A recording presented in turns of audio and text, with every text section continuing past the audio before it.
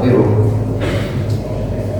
ونعوذ بالله من شرور أنفسنا وسيئات أعمالنا من يهده الله فلا مضل له ومن يضلل فلا هادي له أشهد أن لا إله إلا الله وحده لا شريك له وأشهد أن محمدا عبده ورسوله أما بعد اللهم علمنا ما ينفعنا اللهم انفعنا بما علمتنا اللهم زدنا علما اللهم إنا نسألك علما نافعا ونعوذ بك من علم لا ينفع اللهم آت نفوسنا تقواها زكها أنت خير من زكاها أنت وليها ومولاها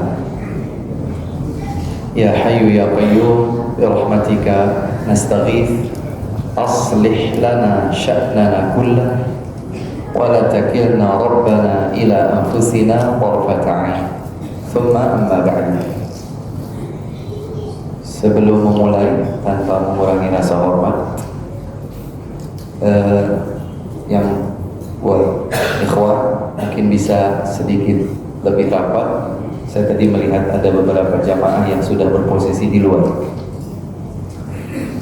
Allah Subhanahu wa taala menyampaikan tafassahu wa idza qila lakum tafassahu fil majalis fafsahu yafsahillahu lakum.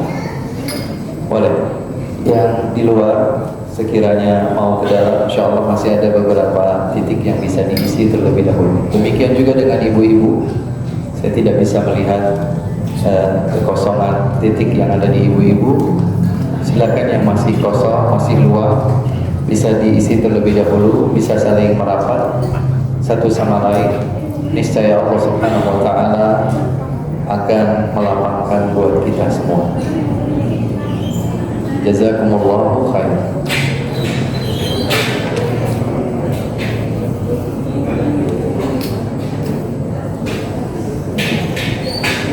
Baik, hadirin dan hadirat rahimakumullah. Di kesempatan yang baik dan berbahagia ini, selama beberapa waktu ke depan, kita akan bersama-sama di majelis untuk mengkaji ayat-ayat Allah Subhanahu wa taala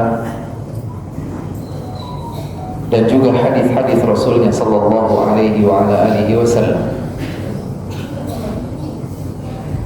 Dan tidaklah kita berada di sebuah majelis untuk mengkaji ayat ataupun hadis kecuali agar kita semakin lebih dekat kepada Allah Subhanahu wa taala. Agar kita bisa meningkatkan kualitas keimanan kepada Allah Subhanahu wa taala. Dalam sebuah hadis yang sahih,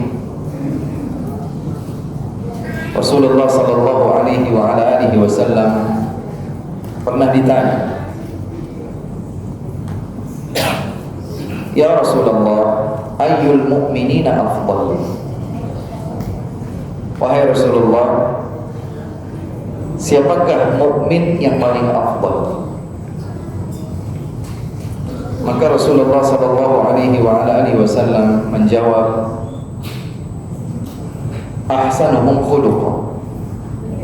Mukmin yang paling afdal adalah yang paling indah akhlaknya. Ini pembahasan yang kalau diperinci akan membutuhkan satu majelis tersendiri. Mukmin yang paling afdal dengan kriteria ditentukan oleh Allah dan Rasulnya alaihi salatu wassalam adalah yang paling indah akhlak. Kemudian sahabat bertanya kembali, wa ayyul mu'minina akyas? Wahai Rasulullah, siapakah mukmin yang paling cerdas? Maka Rasulullah sallallahu alaihi wasallam menjawab, aktsaruhum lil mauti dzikra wa ashadduhum lima ba'dahu isti'dadan. Mukmin yang paling cerdas itu adalah yang paling banyak mengingat kematian dan yang paling bersungguh-sungguh mempersiapkan apa yang ada setelah kematian. Hadis ini sahih, diriwayatkan oleh Ibnu Majah dari Ibnu Umar radhiyallahu anhu. Hadirin yang dimuliakan Allah, maka kita berusaha untuk bisa menjadi mukmin yang cerdas itu. Mukmin yang selalu mengingatkan dirinya tentang kematian. Dan Rasulullah sallallahu alaihi wasallam perintahkan kita untuk itu. Beliau bersabda, "Aktsiru dzikra hadimil ladzat." Perbanyaklah oleh kalian mengingat sesuatu yang dapat memutuskan semua kenikmatan, kelezatan. Al-maut. Perbanyaklah oleh kalian mengingat sesuatu yang dapat menghancurkan semua kelezatan dunia. Itulah kematian. Selain ada perintah dari Nabi alaihi salatu wassalam untuk memperbanyak mengingat kematian, sebagaimana disebutkan dalam hadis ini, hadis yang sahih, ternyata itu juga yang akan menghadirkan nilai cerdas di hadapan Allah Subhanahu wa taala.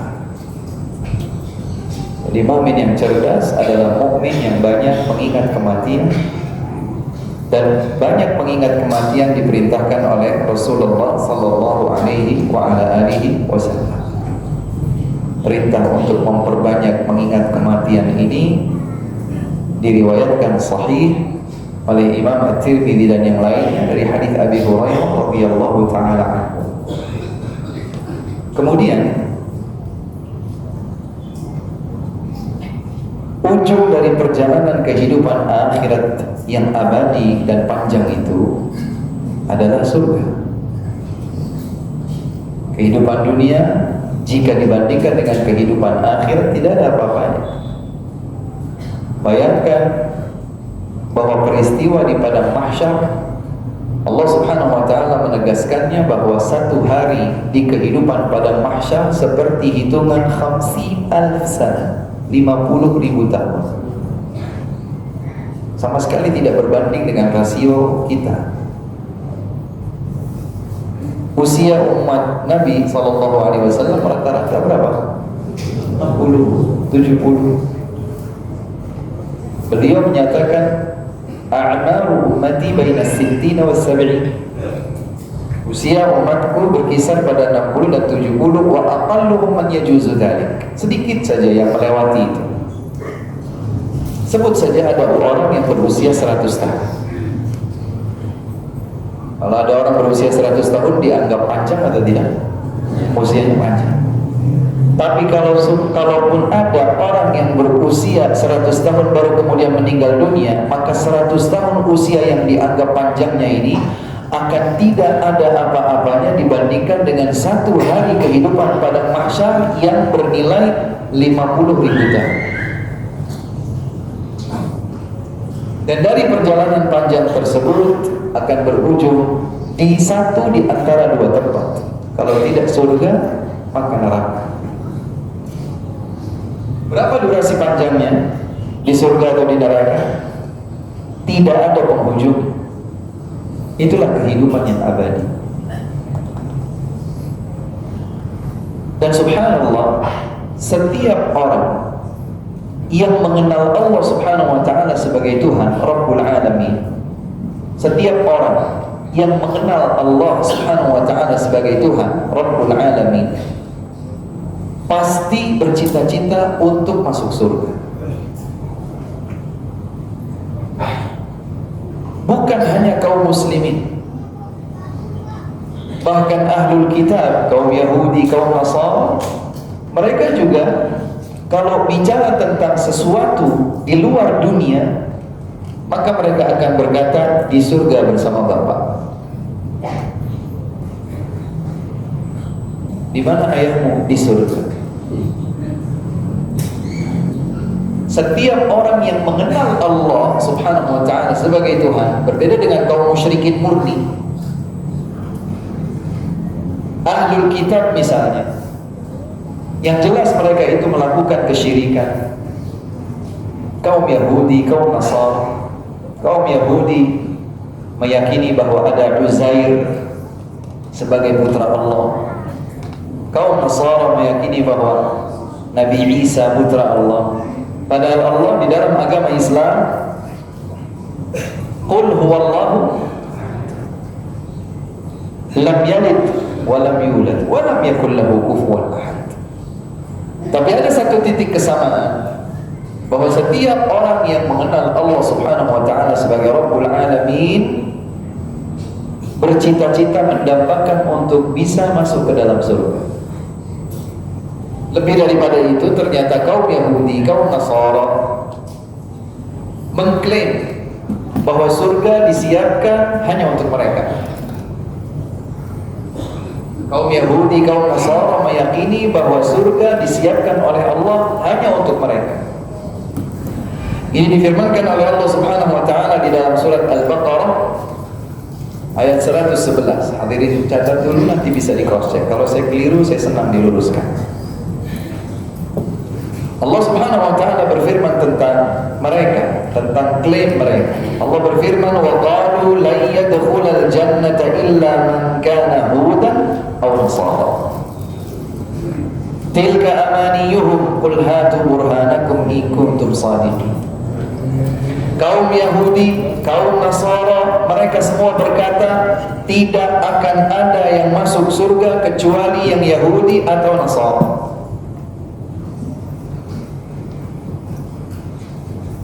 Berarti menurut mereka, berdasarkan firman Allah ini, menurut kaum Yahudi, menurut kaum Nasara, kita masuk surga atau tidak?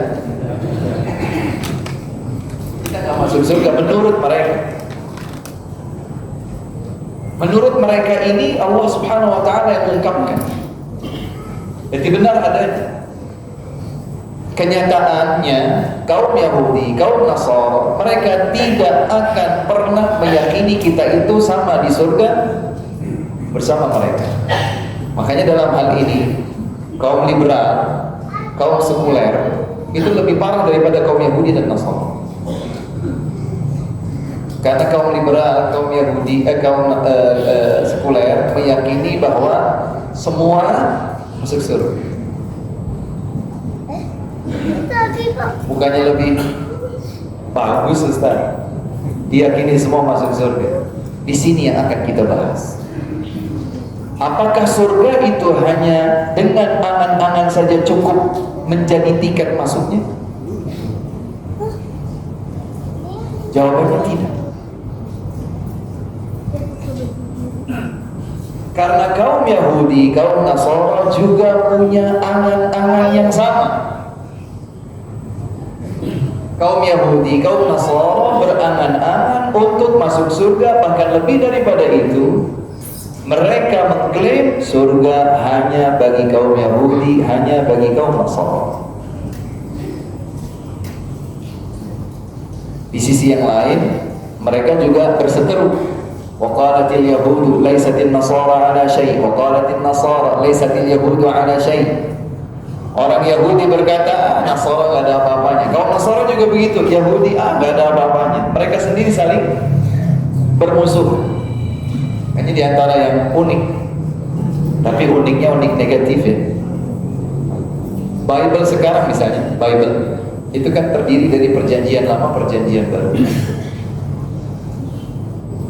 Perjanjian baru itu hakikatnya adalah Taurat. Sementara perjanjian lama itu Taurat, perjanjian baru adalah Injil. Injil Markus, Matius, Lukas, Yohanes. Perjanjian lama itu terdiri dari imamat, ulangan, bilangan, keluaran, gitu-gitu. Tapi kalau kita lihat Bible hari ini, perjanjian lama, perjanjian baru itu jadi satu kitab. Ini diyakini semua oleh kaum Nasara. Tapi kaum Yahudi tidak meyakini adanya Injil. Ahlul kitab sendiri bukan satu keyakinan. Bahkan mereka juga punya nabi yang diperselisihkan. Ada nabi yang mereka sepakati seperti nabi murid Nabi Musa alaihi salam, Yusha bin Nun, Nabi Yosua, itu mereka sepakati. Tapi bahkan seperti Nabi Daud, adalah Nabi Daud alaihi salam adalah ayahanda dari Nabi Sulaiman, ini mereka sendiri berselisih. Makanya ada sekte Samirah dari kalangan Yahudi yang tidak beriman dengan kenabian setelah Nabi Musa alaihi salam kecuali Nabi Yusha bin Nun. Terlepas dari itu semua, hadirin yang dimuliakan Allah, kita ingin garis bawahi adalah bahwa kaum Yahudi, kaum Nasara juga mendambakan masuk surga. Mungkin juga agama lain yang tidak meyakini bahwa Allah Subhanahu wa taala adalah Rabbul Alamin, mereka juga berharap masuk surga. Mungkin Allah a'lam. Saya belum mendalami misalnya agama Hindu, agama Buddha, agama yang lain lah, apa itu punya surga atau tidak, berharap surga atau tidak di akhirat nanti, Allahu a'lam. Tapi yang jelas Allah Subhanahu wa taala menggariskan di dalam Al-Qur'an bahwa kaum Yahudi, kaum Nasara juga mau masuk surga. Maka Allah Subhanahu wa taala gariskan di sini dalam surat Al-Baqarah ayat 111. Tilka amaniyuhum, itu hanya angan-angan mereka saja. Artinya klaim pengakuan mereka itu dibenarkan atau tidak? Tidak dibenarkan. Kalau kita buka literasi tafsir Al-Tabari dengan penyebutan riwayat, kemudian secara ringkas dinukilkan oleh Al-Hafidz Ibnu Katsir dalam tafsir mereka, disebutkan penjelasan Abdullah bin Abbas radhiyallahu anhuma tentang disebabkannya atau sebab diturunkannya ayat ini. Waktu itu kaum Yahudi membanggakan kitab suci mereka. Waktu itu juga kaum Nasara berkata yang sama, membanggakan kitab suci dan kenabian nabi-nabi mereka. Sebagaimana umat Islam juga terpancing untuk menyatakan yang sama. Kaum muslimin menyatakan bahwa kitab suci kaum muslimin yaitu Al-Quran adalah yang paling benar. Agama yang dibawa oleh Rasulullah SAW adalah agama yang benar. Sampai di sini tentu saja yang benar adalah pernyataan kaum muslimin.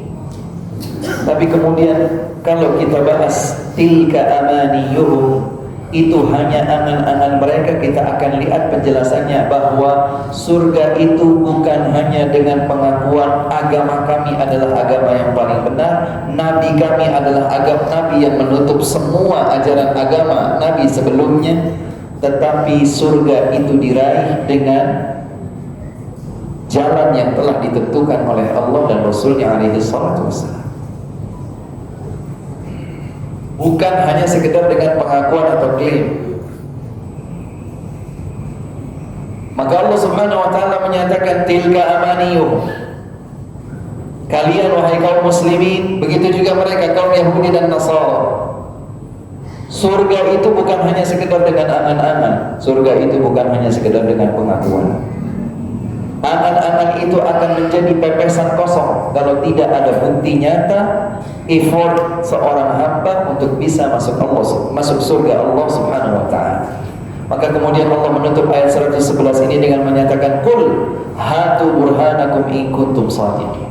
Katakan wahai Muhammad, sampaikan kepada mereka semua, hadirkan buktinya jika kalian memang benar. Harus ditegaskan bahwa surga bukan sekedar pengakuan.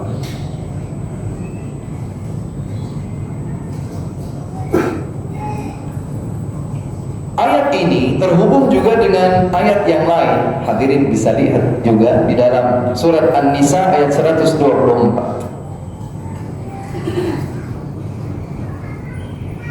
Tentang angan-angan yang disebutkan pada ayat 111 surat Al-Baqarah, Allah Subhanahu wa taala lebih lanjut jelaskan pada surat An-Nisa ayat 124. Allah Subhanahu wa taala berfirman, "Laisa bi amaniyikum wala amaniyi ahlil kitab."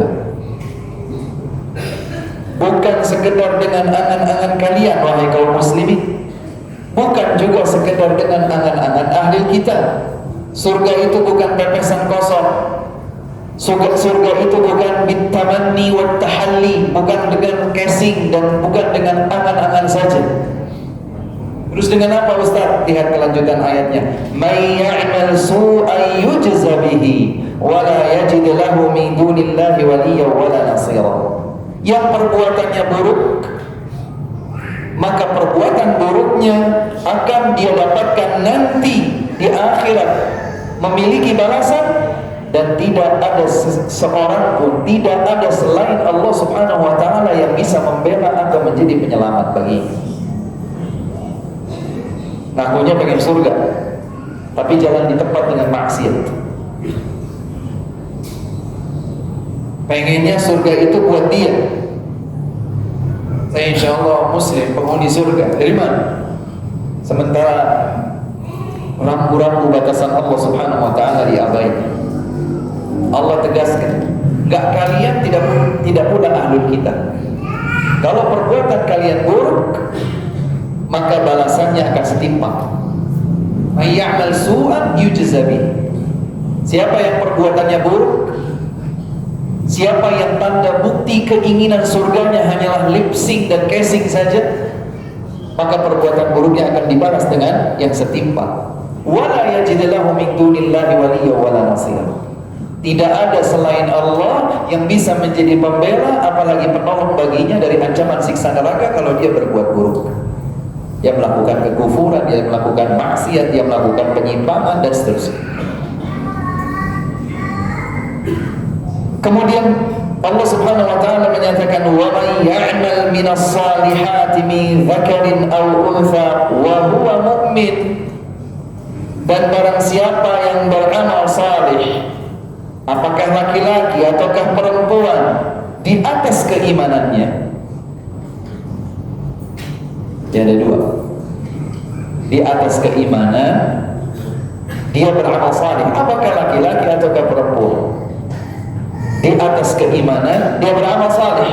Faulaika yadkhulunal jannata, maka mereka itulah yang kelak akan masuk surga. Wala yuzlamuna naqira. Dan mereka tidak sedikit pun akan dizalimi. Perbuatan baik tenang, tidak kita ingat sekalipun, itu akan terjaga di sisi Allah Subhanahu wa ta'ala, dan balasannya adalah surga. Faman ya'mal mithqala dzarratin khairan yarah, wa man ya'mal mithqala dzarratin syarran yarah. Disinilah tantangan kita hadirin sekalian. Maka Allah Subhanahu wa ta'ala menguji kita, melihat kita, menyaksikan kita. Maha teliti mengetahui apa yang kita lakukan, ucapan kita, perbuatan kita, pandangan mata kita, pendengaran telinga kita, tutur kata lisan kita, semua dilihat oleh Allah Subhanahu wa ta'ala.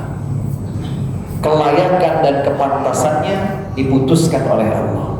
Maka ada orang-orang yang jujur kepada Allah dalam pembuktian dia mau surga. Ada orang yang hanya sekedar isapan jempol saja, aku mau surga, tapi tidak terbukti dengan amal perbuatan. Maka pantaskan diri kita di hadapan Allah Subhanahu wa ta'ala. Pantaskan diri kita di hadapan Allah Subhanahu wa ta'ala. Bagaimana caranya? Beriman. Sudah Ustaz, sudah beriman, cross check lagi. Keimanannya hanya sekedar percaya saja, hanya sekedar membenarkan saja, tidak cukup sampai di situ.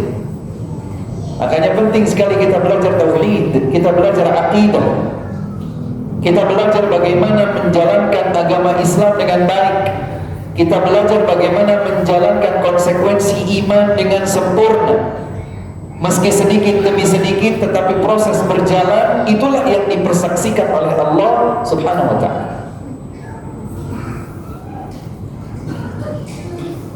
Tidak jarang di antara kita yang kalau ditanya, kau beriman kepada Allah? Iya Ustaz, beriman Ustaz. Apa konsekuensimu beriman kepada Allah? Ya udah Ustaz, pokoknya saya percaya. Wih, ada konsekuensi. Kau beriman dengan malaikat Allah? Beriman Ustaz. Bagaimana imanmu kepada Allah? Ya pokoknya percaya ada malaikat. Ada saja, enggak cukup. Ada hal-hal terperinci yang kemudian menjelaskan tentang bagaimanakah konsekuensi beriman kepada para malaikat. Kau beriman kepada para rasul. Kau beriman kepada takdir. Kau beriman kepada hari akhir. Semua masing-masing ada konsekuensinya. Apa saja konsekuensinya, Ustaz? Ini panjang, satu kitab full dipelajari. Tidak apa-apa. Kalaupun kita baru mempelajarinya sekarang di usia seperti sekarang ini, belum terlambat. Pastikan bahwa kita memenuhi prosesnya. Makanya belajar ilmu agama itu tidak pernah mengenal putus sampai kita tutup usia.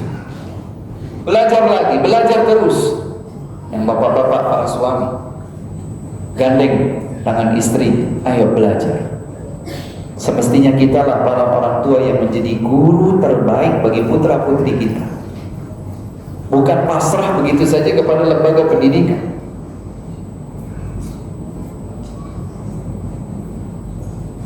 Ada sesuatu yang harus dibuktikan di hadapan Allah Subhanahu wa taala, bagaimana kita ingin surga, bukan hanya sekedar angan-angan saja. Beriman, kemudian keimanan itu dibuktikan dengan amal saleh. Ayat 124 surat An-Nisa tadi bersambung juga maknanya dengan firman yang lain. Allah Subhanahu wa taala firmankan dalam surat An-Nahl. Hadirin catat dulu, ibu-ibu. Ibu-ibu mencatat kan? Surat An-Nahl ayat 97. Ayat ini sering diingatkan kepada kita di banyak kesempatan, mungkin di khutbah, mungkin di majelis ilmu. Allah Subhanahu wa taala berfirman, "Man 'amila shalihan min dzakarin aw untha wa huwa mu'min, falanuhyiyannahu hayatan thayyibah wa lanajziyannahum ajrahum bi ahsani ma kanu ya'malun." Ayat 97 dalam surat An-Nahl. Allah Subhanahu wa taala menegaskan, siapa yang beramal salih, apakah dia laki-laki ataukah perempuan, dalam keadaan imannya, berarti imannya dulu sebagai pokok, sebagai pangkal, sebagai fundamental basic. Kemudian dari situ bercabang menjadi amal salih. Makanya cabang amal salih, cabang keimanan itu bertingkat-tingkat. Mohon maaf, ini sebut saja yang bapak-bapak nih, sebut saja misalnya ada 250 orang misalnya begitu. Apakah 250 orang derajat keimanannya sama? Di satu level? Tidak. Yang hadir mengikuti kebersamaan ini dengan ikhlas 100%? Mungkin tidak semuanya. Termasuk saya di dalamnya sebagai pembicara. Kadar dan level keikhlasan kita kepada Allah Subhanahu wa taala berada di majelis ini beda. Makanya Rasulullah sallallahu alaihi wasallam bersabda dalam hadis yang diriwayatkan oleh Al-Bukhari, Muslim dari Abu Hurairah radhiyallahu anhu, Nabi bersabda, "Al-imanu bid'un wa sittun aw bid'un wa sab'una syu'bah. Afdaluha qawlu la ilaha illallah wa adnaha imatatul adha 'anil tariq wal haya'u syu'batun minal iman." Iman itu ada 60 sekian atau 70 sekian cabang.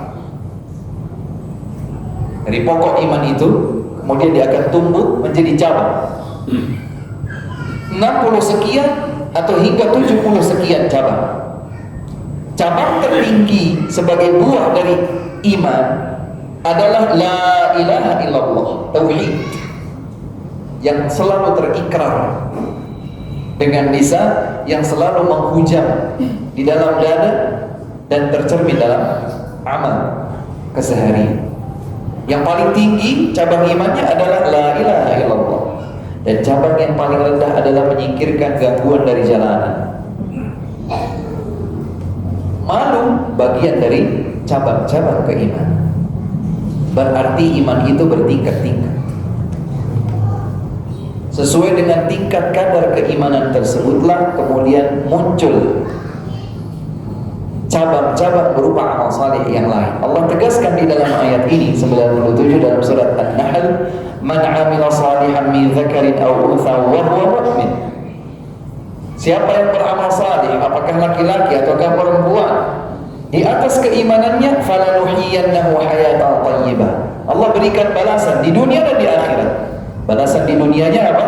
Allah berikan kehidupan yang baik, berkah, ketenangan, kedamaian.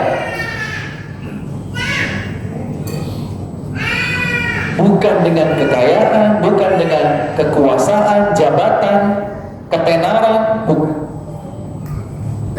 Tapi dengan sakinah, dengan tumanina, itminan, ada kedamaian, ada kesejukan di dalam hati, kebahagiaan yang hakiki. Itu di dunia. Makanya kalau kita bandingkan kehidupan kita di dunia saat ini, coba bandingkan dengan kehidupan Nabi dan para sahabatnya.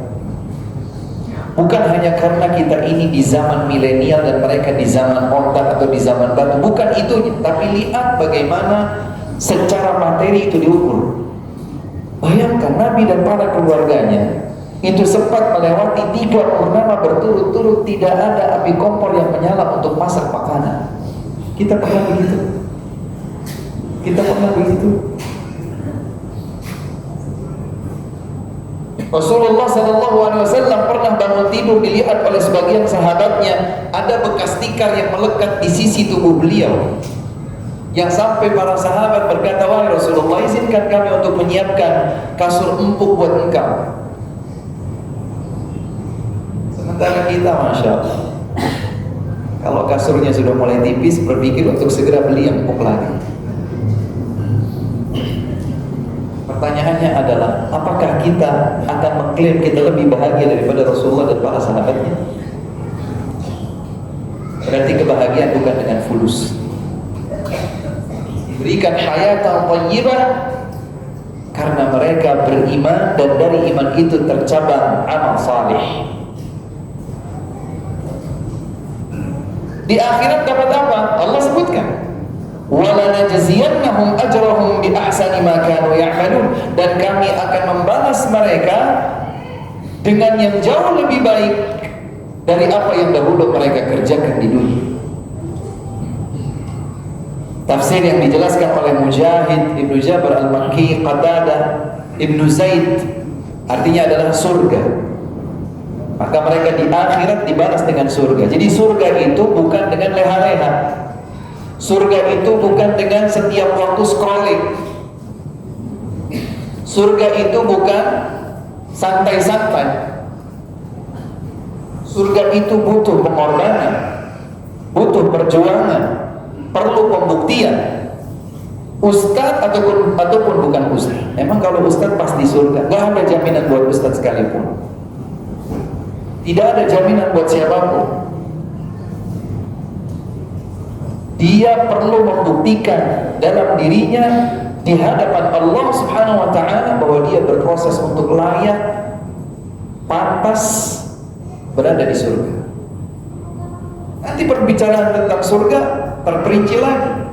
Iya benar, setiap muslim berhak untuk masuk surga, tapi ada muslim yang mampir dulu di neraka, tapi ada juga muslim yang langsung masuk surga tanpa hisab, tanpa adab.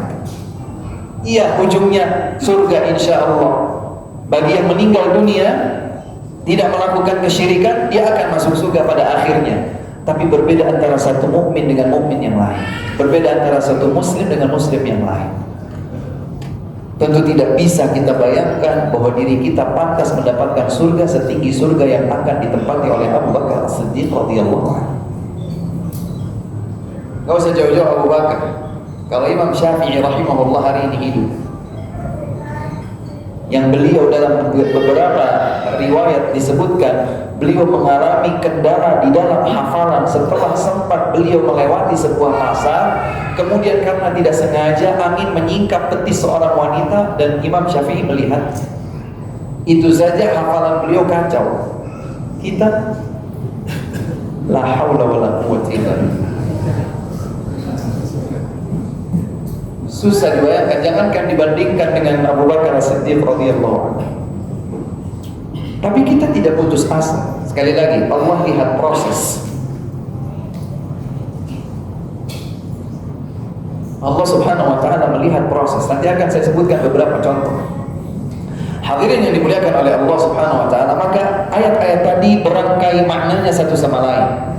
Mulai dari surat Al-Baqarah ayat 111, kemudian surat An-Nisa 123, 124, kemudian surat An-Nahl 97. Iman yang ditempa sehingga dia berkembang, bercabang menjadi amal yang saleh.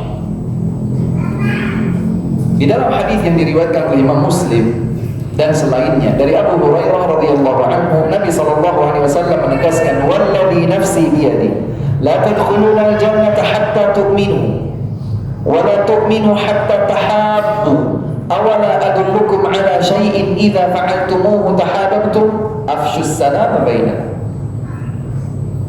Ini mulai dari sesuatu yang ringan. Coba kita seksama dengarkan apa yang Nabi jelaskan. Beliau bersabda, "Demi Allah yang jiwaku ada di tangannya, kalian tidak masuk surga sampai kalian beriman." Maka hadis ini senada maknanya dengan ayat-ayat yang tadi. Kalian tidak masuk surga sampai kalian beriman, dan kalian tak sempurna iman sampai kalian bisa saling mencintai sesama kaum mukminin.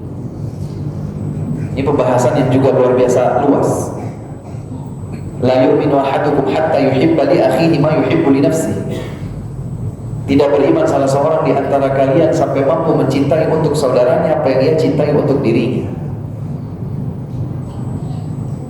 Orang lain biarkan kepanasan, yang penting saya dapat teduh. Seorang muslim ada yang sampai berpikir, bagaimana caranya agar saya dan dia sesama muslim sama-sama dapat teduh. Ini orang yang seperti ini, akhlaknya mulia seperti ini, imannya sempurna. Makanya tatkala Nabi ditanya, "Ayyul mu'minina afdal?" Di awal hadis, di awal pertemuan tadi saya bacakan hadis, siapakah mukmin yang paling afdal? Nabi bersabda, yang paling indah akhlaknya. Dalam redaksi riwayat hadis yang lain, Nabi menyatakan, "Akmalul mu'minina imanan ahsanuhum khuluq."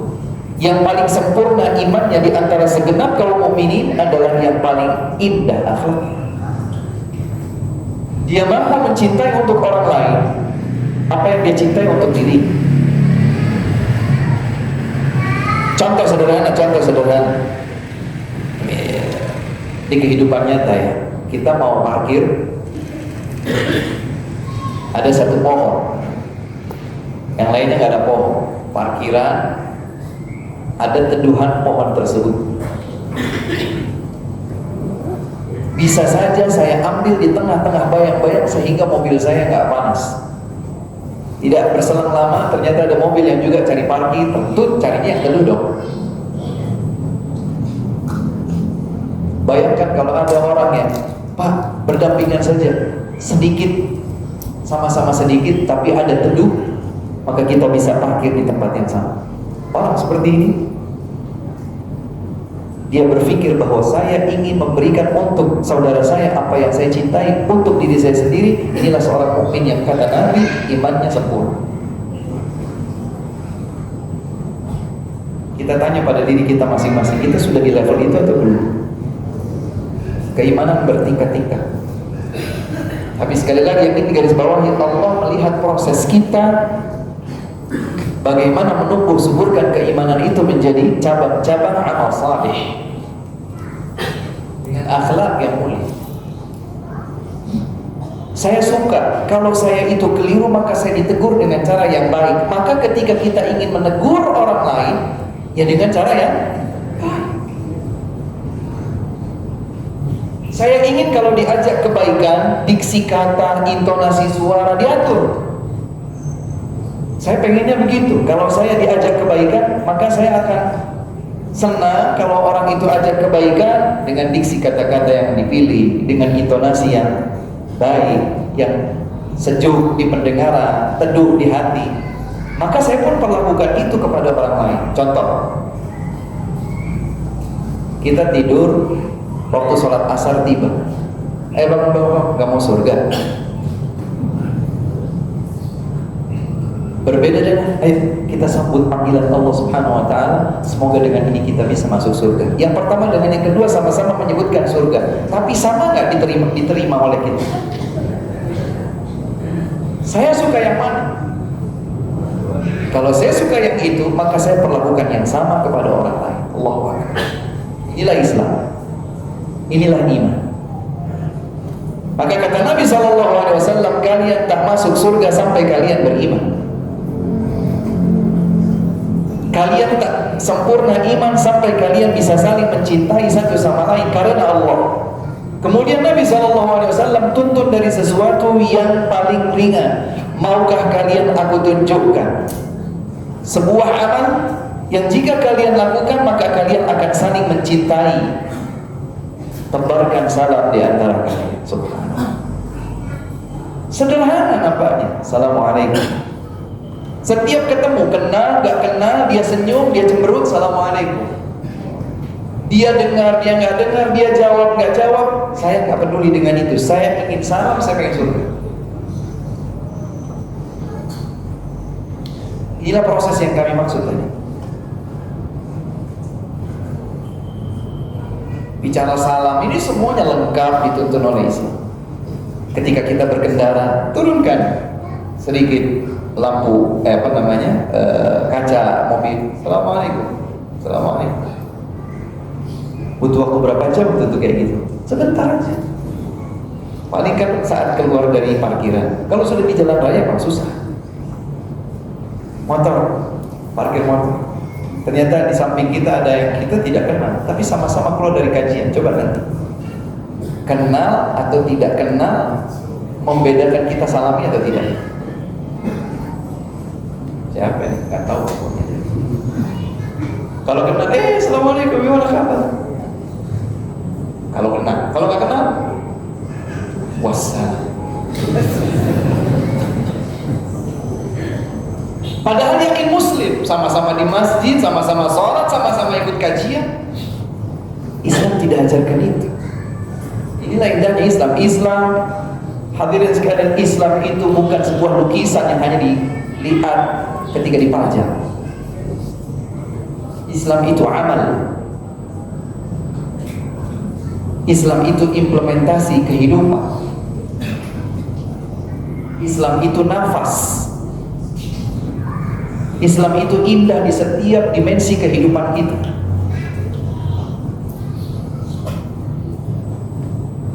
Subhanallah.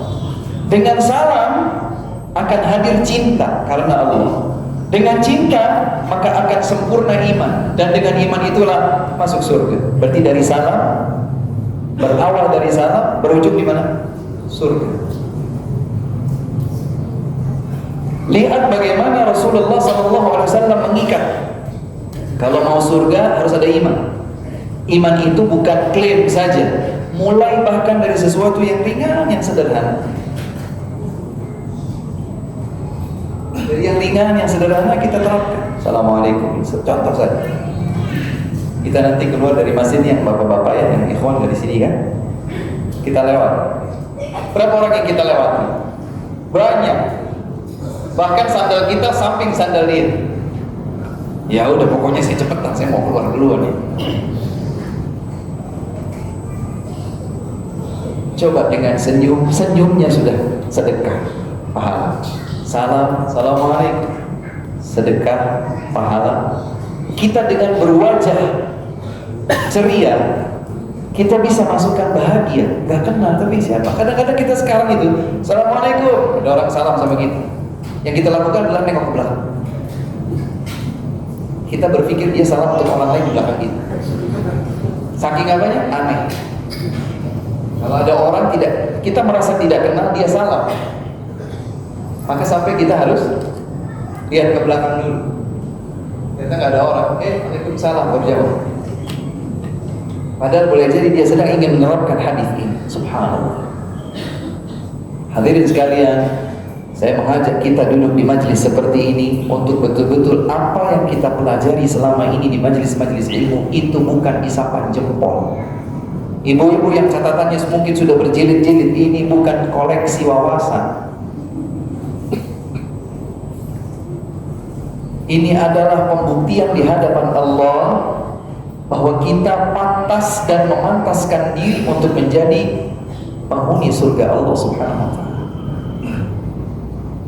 Apalagi kita berada di zaman seperti sekarang. Fitnah luar biasa. Fitnah lewat pendengaran kita, fitnah lewat penglihatan kita, fitnah ketergelinciran lisan kita. Allah musta'an. Belum lagi kita kalau dengar sesuatu, lihat sesuatu, kemudian kita pikirkan dengan pikiran kita, masuk ke dalam hati kita, akhirnya membenci seseorang, cenderung hati kepada seseorang, dengki kepada seseorang, dendam kepada seseorang. Semakin banyak sekarang konten-konten, short videos dan lain sebagainya, perhatiannya kepada kesehatan fisik yang plank lah yang buat. 10 tahun yang lalu kita nggak dengar istilah plank. Sekarang banyak orang plank. Berapa lama plank? 15 menit, setengah jam. Nge-gym ini, hobi olahraga, macam-macam. Semuanya satu intinya, ingin menjaga kesehatan fisik. Betul? Boleh atau tidak itu dalam agama? Boleh. Tapi yang lebih penting daripada itu adalah seberapa seimbang perhatian mereka terhadap kesehatan rohani, kalbu, jantung, hati mereka. Boleh dicatat dan ini layak untuk dijadikan satu pembahasan tersendiri. Sejatinya saya akan angkat pembahasan ini. Allah Subhanahu wa Ta'ala berfirman dalam surat Asy-Syu'ara ayat 88 dan 89. Yauma la yanfa'u malu wa la banun illa man atallaha biqalbin salim. Hari kiamat adalah hari tidak bermanfaatnya harta benda dan anak keturunan kecuali yang datang menjumpai Allah Subhanahu wa Ta'ala dengan kalbu yang selamat, bukan dengan wajah yang pakai sunscreen, bukan yang ototnya, orang Jawa bilang pertekolan, saking ingin menunjukkan bahwa bisa tricepsnya jadi, dia ngambil makanan gini, jalannya sampai gini, nggak bisa begini, ada bola di sini. Yang selamat di akhirat menjumpai Allah yang kalbunya bersih. Dan kalbu bersih itu tercermin dalam amal keseharian. Allahu Akbar. Harta bendanya, bayangkan Nabi SAW meninggal dunia, boro-boro meninggalkan warisan. Bahkan beliau baju besi perannya masih tergadai untuk beberapa karung gandum yang beliau nafkahkan untuk keluarganya. Sementara sebagian orang sekarang mikir, waduh Ustaz, gimana ya Ustaz? Kenapa? Saya telah nikah Ustaz. Lalu saya sudah mulai kepala 5, anak-anak saya masih kecil. Lalu kalau saya meninggal dunia, mereka gimana Ustaz? Kenapa pusing? Untuk rizki Allah Subhanahu wa Ta'ala yang jamin, bukan dirimu. Kau pikir kalau kau masih hidup mendampingi anakmu sampai usianya 30-40 tahun, kau bisa menjamin rizki baginya? Allah Subhanahu wa Ta'ala tegaskan, wa ma min dabbatin illa 'ala Allahi rizquha wa ya'lamu mustaqarraha wa mustawda'aha. Tidaklah sesuatu yang melata atau bergerak di atas muka bumi ini kecuali Allah yang jamin rizki. Bahkan Allah Subhanahu wa Ta'ala mengetahui apa rizkinya dan dari mana sumbernya. Mohon maaf, kecoa itu yang kita benci kalau kita lihat di kamar mandi misalnya, selalu saja menjadi binatang pengganggu. Tapi karena itu adalah makhluk Allah, Allah jamin rizki. Allah Subhanahu wa Ta'ala jamin rizki. Kenapa kemudian kita berpikir kita akan menjamin rizki anak kita sehingga investasi ini, investasi itu, padahal investasi terbaiknya adalah untuk mencetak putra putrinya menjadi anak salih salihah. Bukan dia hanya berpikir pokoknya cari sekolah yang katanya bagus. Ini aja di sekolah ini fasilitasnya keren, banyak juaranya, lulusannya kuliah di sini, kuliah di situ, lupa hakikat kewajiban orang tua kepada anaknya adalah untuk mengantarkan mereka, mendidik mereka menjadi anak-anak yang saleh-saleh. Wallahi, seandainya tidak ada lembaga pendidikan di zaman ini, kewajiban kita sebagai orang tua untuk mendidik tetap tegak. Ada sekolah, nggak ada sekolah, ada sekolah yang keren, nggak ada sekolah yang keren, terakreditasi A, lulusannya semua keren-keren, itu tidak menjamin bahwa putra putri kita kalau belajar mereka akan menjadi salih dan salihah. Hadirin yang dimuliakan oleh Allah Azza wa Jalla, maka panggillah diri kita untuk mempersiapkan diri menjumpai Allah Subhanahu wa ta'ala. Rasulullah alaihi salatu wassalam dalam hadis yang sahih diriwayatkan oleh Imam Muslim dari Abu Hurairah radhiyallahu anhu, Nabi sallallahu alaihi wasallam pernah bersabda, "Badiru bil a'mali fitanan." Bergegaslah kalian untuk beramal sebelum datang masa fitnah yang bertubi-tubi. Saya membayangkan bahwa itu sudah tiba. Belum beres ini, muncul lagi fitnah yang baru. Belum beres fitnah yang kedua, yang ketiga muncul. Fitnah syahwat, fitnah syubhat sama. Maka Nabi SAW pernah berpesan, "Badiru bil a'mal." Bergegaslah kalian untuk beramal sebelum tiba masa di mana fitnah datang bertubi-tubi. Nabi gambarkan bagaimana kondisi fitnah yang bertubi-tubi itu, kaqita'il lailil muzlim, seperti potongan malam yang berlapis-lapis, semakin larut semakin gelap gulita. Yusbihur rajulu mu'minan wa yumsi kafiran. Lebih lanjut Nabi menjelaskan, di pagi hari, pada masa tersebut, di pagi hari seseorang masih mukmin, sore sudah menjadi kafir. Belum 24 jam. Mukmin di pagi hari, hitungan jam dia keluar dari iman.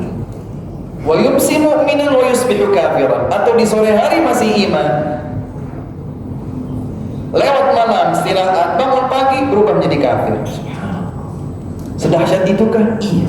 Nabi yang bersabda, hadits yang sahih diriwayatkan oleh Imam Muslim. Kenapa bisa begitu? Yabi'u dinahu bi'arabin minad dunya. Dia jual agamanya untuk secuil kenikmatan dunia. Dia lupa bahwa yang akan hadir setelah kematian hanya satu di antara dua kemungkinan tempat. Kalau bukan di surga, di neraka. Hadirin yang dimuliakan oleh Allah Subhanahu wa taala, izinkan saya menyebutkan beberapa contoh di mana Nabi sallallahu alaihi wasallam tidak menjadikan para sahabatnya mau surga, padahal mereka dijamin surga. Tapi Nabi tidak jadikan para sahabatnya itu berpangku tangan, bertopang dagu, tenang aja kalian masuk surga. Ayatnya banyak dan dibacakan langsung di hadapan para sahabat, kalian semua penghuni surga. Saya coba sebutkan beberapa contoh. Contoh ini berkesimpulan sama. Contoh-contoh yang akan dibawakan ini berkesimpulan sama bahwa surga bukan isapan jempol. Tapi Nabi SAW ajarkan bagaimana agar seseorang itu punya effort untuk bisa pantas layak masuk surga. Diriwayatkan oleh Imam Muslim, ada seorang sahabat namanya Rabi'ah bin Ka'ab al-Aslami. Siapa namanya? Rabi'ah. Kira-kira laki-laki atau perempuan? Rabi'ah. Ya laki-laki lah. Bin.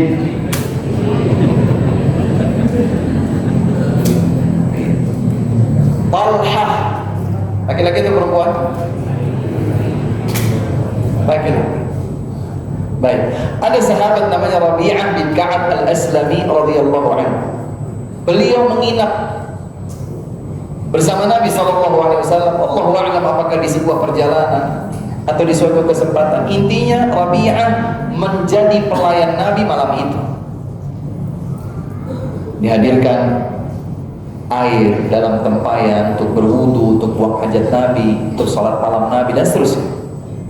Maka Nabi SAW bertanya kepada Rabi'ah, "Ya Rabi'ah, sal, Wahai Rabi'ah, coba ajukan permintaan. Kamu mau apa? Jawaban gak pakai loading Bapak Ibu. Langsung spontan beliau jawab, murafaqataka fil jannah. Aku mau bersama dengan kau dekat di surga. Ini yang mungkin pas disebut sebagai obsesi. Nanti bisa buka kamus besar bahasa Indonesia apa itu artinya obsesi. Sesuatu yang betul-betul terpikir setiap waktu sampai bikin dia nggak mau yang lain, maunya itu aja. Sehingga ketika ditanya pas berkaitan dengan obsesinya itu langsung keluar, nggak pakai loading.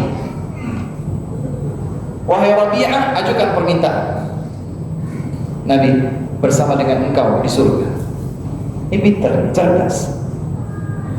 Sudah bersama Nabi di surga. Surganya Nabi surga bawah, tengah apa bagian atas? Masya Allah. Maka Rasulullah SAW ingin memastikan kepada Rabi'ah, aw ghaira dzalik, atau mungkin kau punya keinginan yang lain. Kata Rabi'ah, huwa dzaka ya Rasulullah. Enggak ada, Rasul itu aja. Biar kata saya tinggal di bantaran sungai, biar kata saya tinggal di tengah padang pasir, biar kata saya nggak punya harta benda berlimpah, saya mau bersama engkau, dekat bersamamu Rasul di surga. Nabi pastikan, mungkin ada permintaan yang lain lah. Minta didoakan istrinya cantik lah, inilah, anu lah. Itu aja Rasul, nggak ada yang lain. Apa kata Nabi SAW? Fa'a'inni ala nafsika bikathratis sujud. Kalau gitu bantu aku juga. Aku akan berdoa minta kau bersamaku kelak di surga, tapi bantu juga olehmu dengan perbanyak sujud, perbanyak salat. Jadi Nabi juga tidak mendidik Rabi'ah, tenang, kalau gitu kau akan sama aku. Buktikan di hadapan Allah, pantaskan dirimu untuk bisa masuk surga Allah bersamaku nanti. Bagaimana caranya?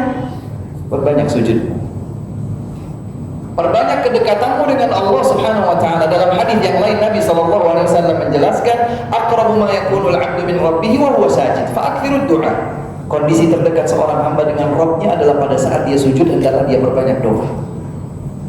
Jadi Nabi tidak melatih, tidak mendidik, tidak membiasakan, tidak membimbing umatnya untuk mau surga, bahkan surga yang tertinggi, bahkan bisa bersanding dekat bersama Nabi dengan cara pokoknya didoakan saja, berpangku tangan, terima beres. Enggak, ada effort yang harus Kisah yang lain disebutkan juga oleh Anas bin Malik radhiyallahu taala anhu pada perang Badar. Saya mempercepat saja.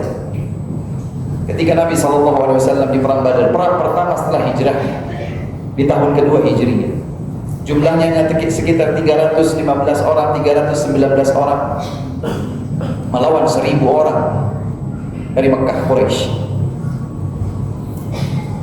Rasulullah SAW membakar semangat para sahabat. Halummu ila jannah, 'arduha as-samawati wal ard. Ayo bergegas menyambut panggilan surga. Luasnya surga itu langit dan bumi. Langit dan bumi itulah luasnya surga. Ada seorang pemuda namanya Umair bin Humam al-Ansari. Pemuda dia namanya Umair bin al-Humam al-Ansari radhiyallahu ta'ala anhu. Dia lagi makan kurma. Mendengar Nabi SAW menyebutkan hal itu, dia langsung terdiam. Ya Rasulullah, jannah 'arduha as-samawati wal ard. Surga yang luasnya langit dan bumi, aku dapatkan kalau aku mati syahid dalam perang ini. Kata Nabi. Beliau mengangguk-anggukkan kepalanya sambil berkata, bakhin, bakhin. Bakhin, bakhin itu kalau dalam bahasa kita, maksudnya surga, luasnya langit dan bumi. Kemudian beliau berkata, kalau seandainya untuk masuk surga aku tertahan, tertunda beberapa saat untuk mengunyah kurma ini, betapa lamanya itu, maka beliau pun buang kurmanya. Beliau juga buang kurma yang masih ada di kantongnya. Beliau langsung menerobos pasukan dan meninggal dunia atau mati syahid. Bukan dengan isapan jempol.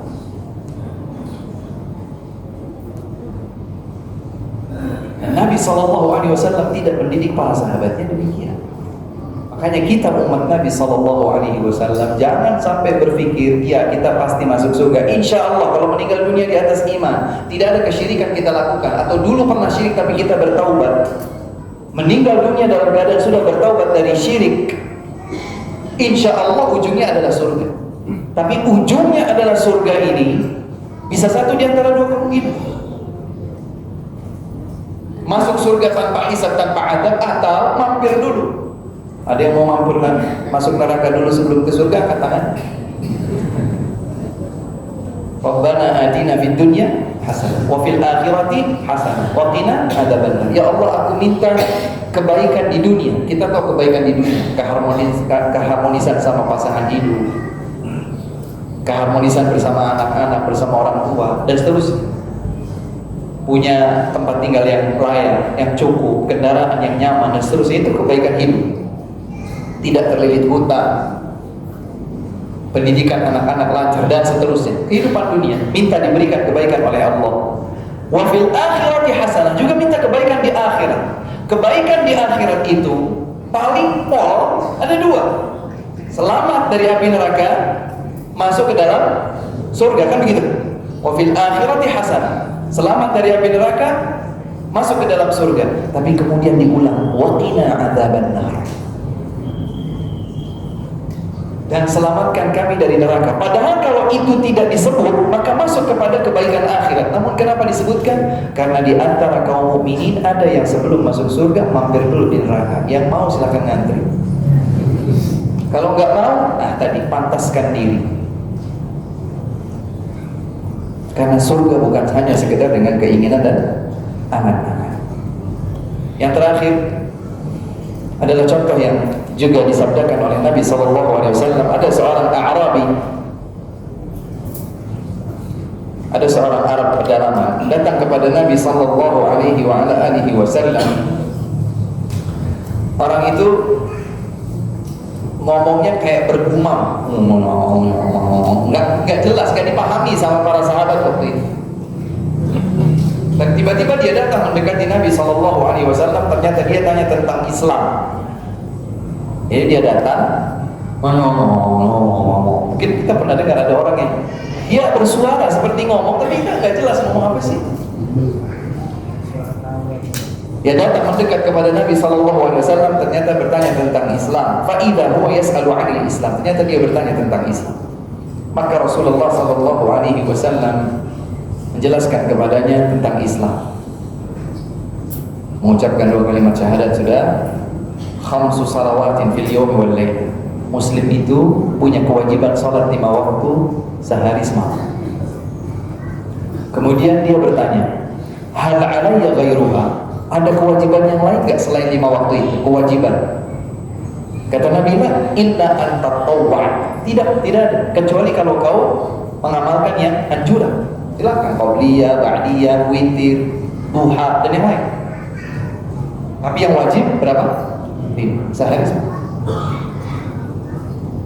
Kemudian Rasulullah SAW bersabda melanjutkan, wasiyamu Ramadan.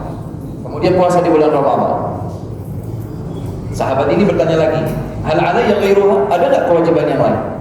Kata Nabi, la illa an tatawwa. Tidak, enggak ada. Kecuali jika kau tambahkan puasa yang lain. Senin, Kamis, Daud, Ayyamul Bir, 3 hari setiap bulan, dan seterusnya. Yang wajib 1 bulan aja Ramadan, yang lainnya enggak wajib, enggak dilakukan, mohon jangan dicela.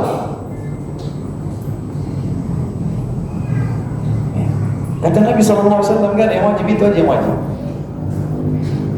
Kemudian Rasulullah SAW menyatakan kewajiban berikutnya adalah zakat. Tentu saja dengan perincian bab atau fikih tentang zakat. Kemudian sahabat ini bertanya, hal alayya ghairuha? Aku punya kewajiban yang lain selain zakat yang wajib itu? Kata Nabi SAW, enggak ada, illa an tatawwa, kecuali jika kau tambahkan sendiri. Kau mau sedekah, kau mau menyantuni anak yatim, kau mau wakaf ini, kau wakaf itu. Yang wajib kau hanya menunaikan zakat sesuai dengan ketentuan. Zakat mal, zakat fitri, dan lain sebagainya. Yang lainnya Kalau kau mau saja. Kemudian sahabat itu berpaling. Wallahi la azidu wa la anqus. Demi Allah, kalau begitu aku tidak tambah, aku tidak kurang. Udah itu aja. Bisa masuk surga Rasul? Bisa. Sudah. Assalamualaikum. Udah. Kata Rasulullah SAW, aflah in sadaq. Dia akan beruntung dapat surga kalau dia benar dengan komitmennya untuk menjalankan yang wajib-wajib tadi. Wow. Dalam redaksi riwayat yang lain, kemungkinan besar orangnya berbeda, tetapi dengan redaksi pertanyaan yang hampir mirip. Ada orang Badui, Arab pedalaman, artinya tidak tinggal bersama Nabi SAW dan para sahabatnya di tengah kota Madinah. Dia datang kepada Nabi SAW dan berkata, "Dullani ala amalin idza amiltuhu dakhaltul jannah." Rasul, ajarkan kepadaku suatu amalan yang kalau aku amalkan aku bisa masuk surga. Lagi-lagi surga. Maka Rasulullah SAW menyatakan, "Ta'budullah la tusyriku bihi syai'a." Kau bertauhid, beribadah kepada Allah, jangan berbuat syirik sedikit pun.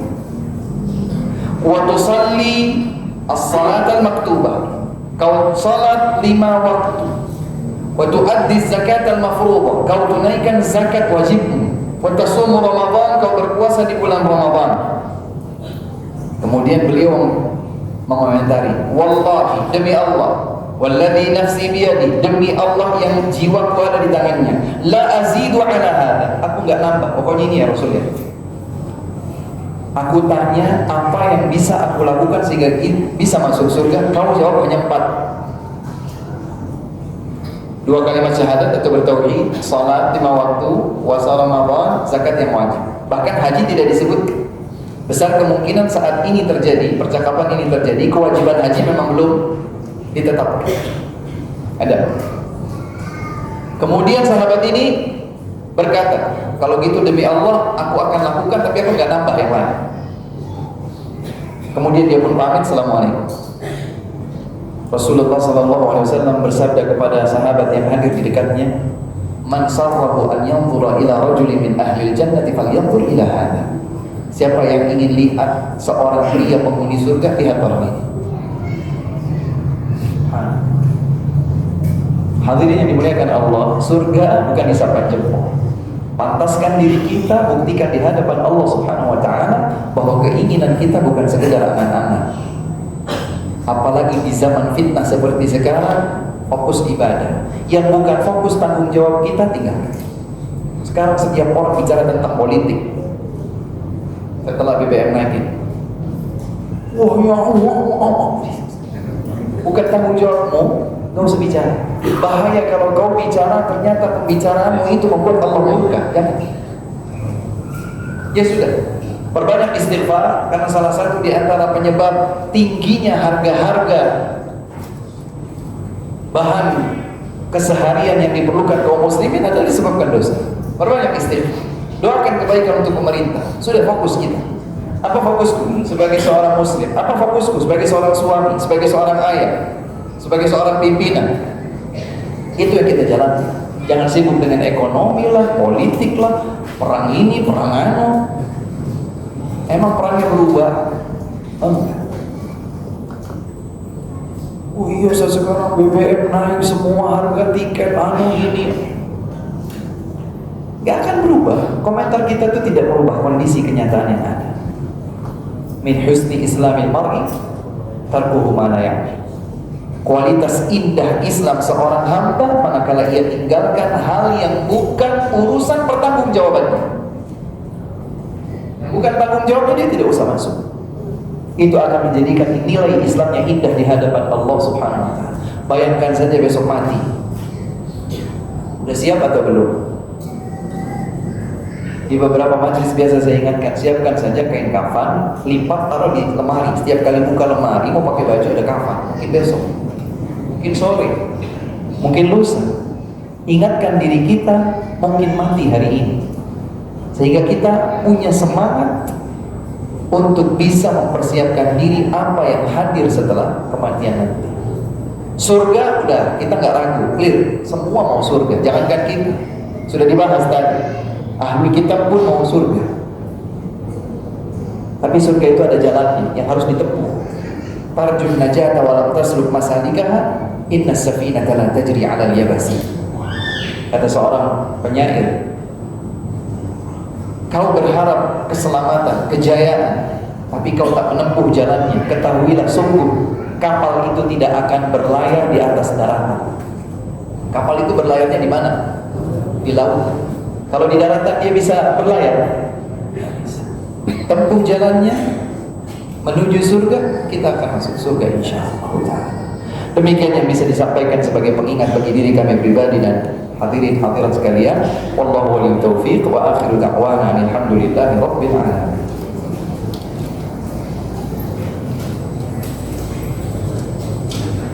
Ustaz, apa maksudnya anak laki-laki tidak berguna dalam ayat 88 surat Asy-Syu'ara? Bagaimana dengan anak-anak perempuan? Hukum asalnya laki-laki dan perempuan di dalam Islam itu berada dalam konteks yang sama, kecuali bila ada dalil lain, ayat atau hadis lain yang mengukuhkan perbedaan. Jadi maksud anak-anak laki-laki di sini ini adalah tekstual, tapi maknanya adalah laki-laki dan perempuan.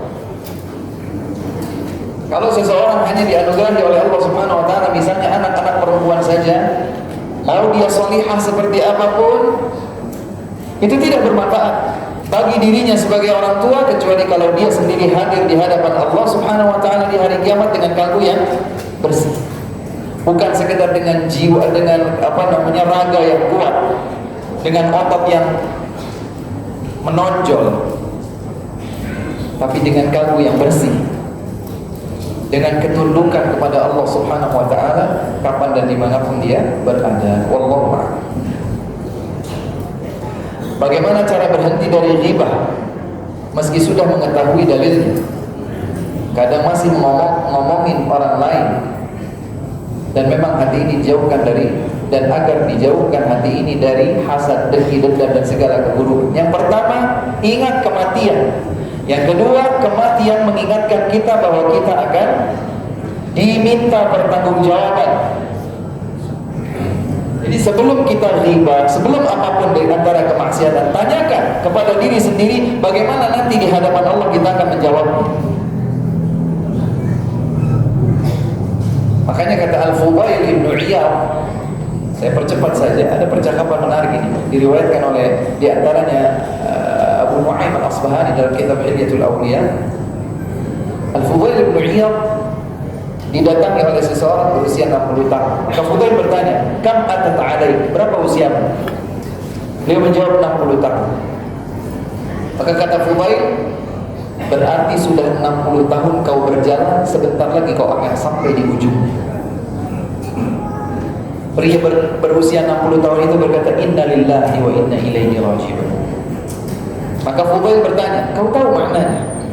Inna lillahi wa inna ilaihi raji'un."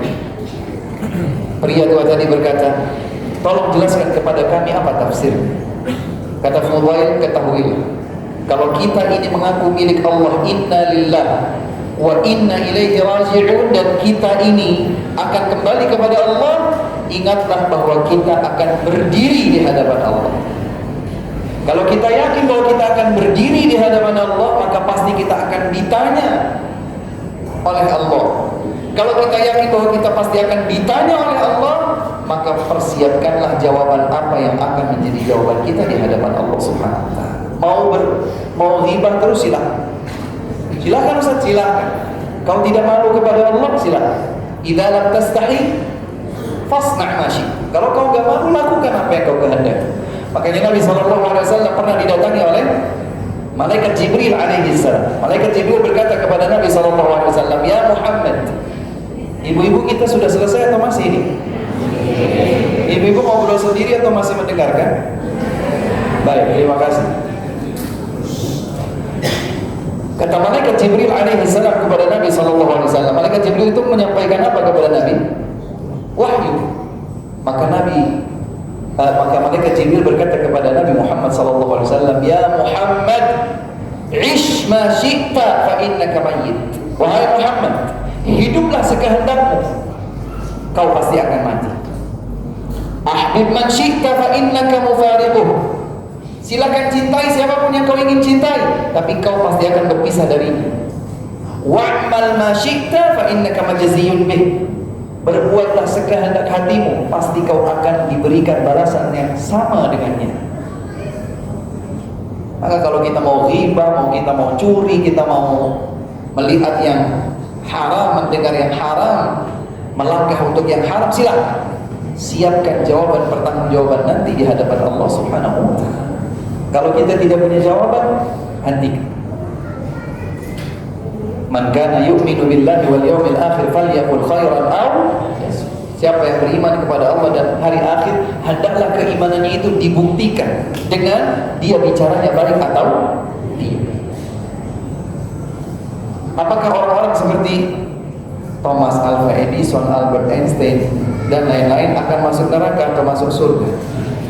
Siapa saja yang meninggal dunia di atas keimanan, dia tidak membawa dosa syirik saat meninggal dunia, maka ujung kehidupan akhiratnya akan di surga. Tapi siapa saja yang meninggal dunia dengan kekufuran atau kesyirikan kepada Allah Subhanahu wa taala, dia belum bertaubat dari kesyirikan kekufuran itu sebelum wafatnya, dia pasti akan kekal abadi di neraka selama-lamanya. Ustaz yang ekstrim banget. Enggak ekstrim dari saya. Nanti boleh dibuka firman Allah Subhanahu wa taala dalam surat An-Nisa sekaligus dalam dua ayat, ayat 48 dan ayat 116. Allah tegaskan, "Innallaha la yaghfiru an yushraka bih wa yaghfiru ma duna dzalika liman yasha." Sungguh Allah tidak akan ampuni dosa kesyirikan bagi yang meninggal dunia sebelum bertaubat. Kalau ada seorang sepanjang hidupnya dia berbuat kesyirikan, tapi kemudian 2-3 hari sebelum wafatnya, sebelum ajalnya tiba, dia bertaubat kepada Allah dari semua kesyirikan tersebut, taubat akan menggugurkan semua dosa. Tapi meninggal dunia masih ada catatan kesyirikan, dia belum bertaubat, tertutup itu ampunan untuknya. Kalau tidak diampuni, berarti tempatnya di mana? Kemudian Allah sambung, wa yaghfiru ma duna dzalika liman yasha, dan Allah ampuni bagi yang Allah kehendaki jika dosanya selain kesyirikan. Maka kembali kepada pertanyaan, apakah mereka akan masuk surga atau masuk neraka? Siapa saja, mau disebutkan namanya, nggak disebutkan namanya, meninggal dunia di atas iman, dia akan masuk surga. Apakah mampir dulu ke neraka ataukah bisa masuk secara langsung? Tapi siapa saja yang meninggal dunia dia masih kufur kepada Allah, berbuat syirik, tidak bertaubat sebelum ajalnya tiba, maka tertutup baginya pintu ampun. Wallahu a'lam. Sementara mereka berjasa untuk kemajuan umat manusia, ya jasa. Tapi jasanya tidak bernilai di sisi Allah Subhanahu wa taala sebagai kebaikan. Jasanya tidak bermanfaat bagi jasanya tidak menghadirkan kebaikan di sisi Allah Subhanahu wa taala. Jadi kebaikan yang banyak jika dibandingkan dengan kekufuran atau kesyirikan itu tidak berbanding. Tidak berbanding. Wallahu a'lam. Orang yang zalim tidak akan mencium bau surga. Bagaimana dengan orang yang orang muslim yang melakukan kezaliman, apakah akan masuk surga juga? Termasuk pemahaman atau makna terhadap dua ayat dalam surat An-Nisa tadi, nanti dicatat, boleh di cross check. Surat An-Nisa ayat 48 dan 116. Kesimpulannya sama. Jika seorang muslim meninggal dunia tidak melakukan kekufuran atau kesyirikan, berarti hubungannya dengan Allah, maka meskipun dia mendatangkan sekian banyak catatan dosa maksiat, masih ada peluang 50% dia dapat ampunan. Wa yaghfiru ma duna dzalika liman yasha. Dia berada di bawah kehendak Allah. Maksudnya bagaimana Ustaz? Jika Allah berkehendak Allah ampuni, maka dia tidak harus mampir ke neraka, dia masuk ke dalam surga. Tapi mungkin juga Allah Subhanahu wa taala menghendakinya untuk diazab di neraka terlebih dahulu, namun karena dia tidak menutup hayatnya dengan kekufuran atau kesyirikan, kelak suatu hari dia akan masuk ke dalam surga. Dalam hadis qudsi yang sahih, wa izzati wa jalali wa 'azamati wa kibriyai. Demi kemuliaanku, demi keagunganku, demi kesombonganku, demi kebesaranku, kata Allah, aku akan keluarkan dari neraka siapa saja yang tidak berbuat kesyirikan sedikit pun kepadaku. Jadi kemaksiatan itu mungkin menghadirkan azab, sekalipun seorang pelakunya belum bertaubat dari kemaksiatan tersebut. Kita beberapa kali dengar ada orang meninggal dunia ketika zina dempet misalnya sampai mati. Dia belum sempat bertaubat.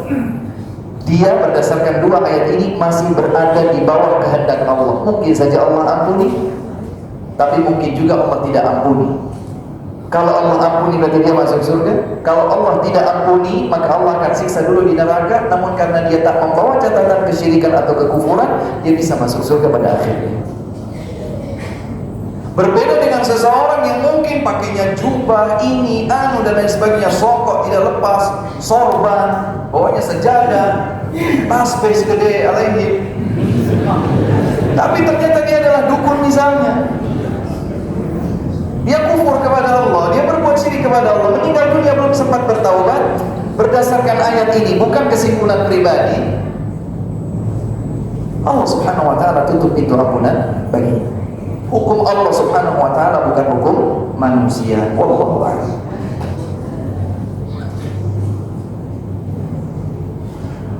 Apa korelasi hadis tidak masuk surga kecuali dengan rahmat Allah subhanahu wa ta'ala, bukan dengan amal saleh? Ini salah satu pembahasan yang penting juga, nanti digandeng dengan pembahasan kita hari ini.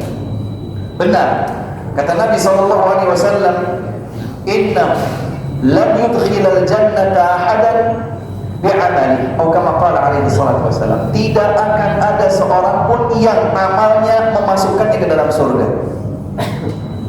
Jadi bukan amallah yang memasukkan seseorang ke dalam surga. Kemudian para sahabat bertanya, wala anta ya Rasulullah, tidak pula engkau wahai Rasulullah?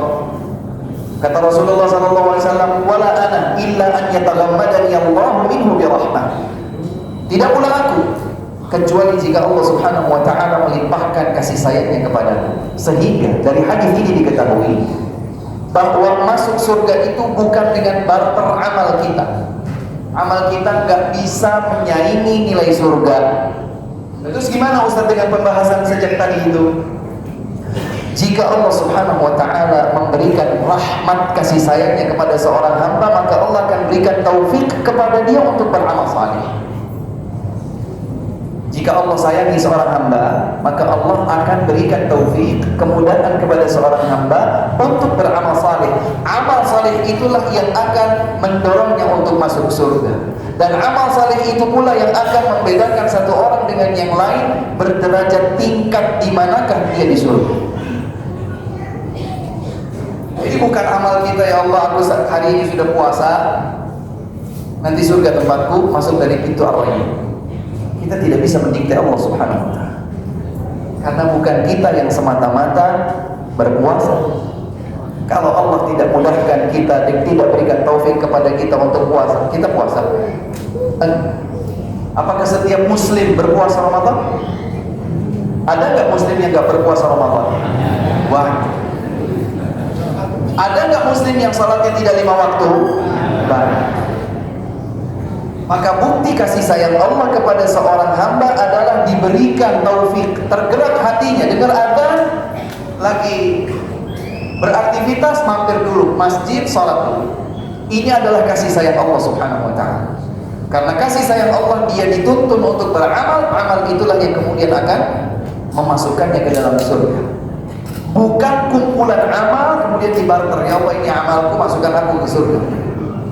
Amal kita nggak ada apa-apanya dibandingkan kelayakan, kepantasan kita untuk mendapatkan surga. Maka kita berjuang. Perjuangan itulah yang kemudian membuktikan bahwa Allah subhanahu wa ta'ala memberikan taufiknya kepada kita. Hanya bangun tidur, keluar rumah, masuk rumah, mau makan, mau masuk kamar mandi, bahkan mau menggauli istri, semua ada tuntunan zikir dan doa. Subhanallah. Karena kita tidak mungkin melakukan sebuah kebaikan kecuali dengan bantuan pertolongan dari Allah subhanahu wa ta'ala. Wallahu a'lam.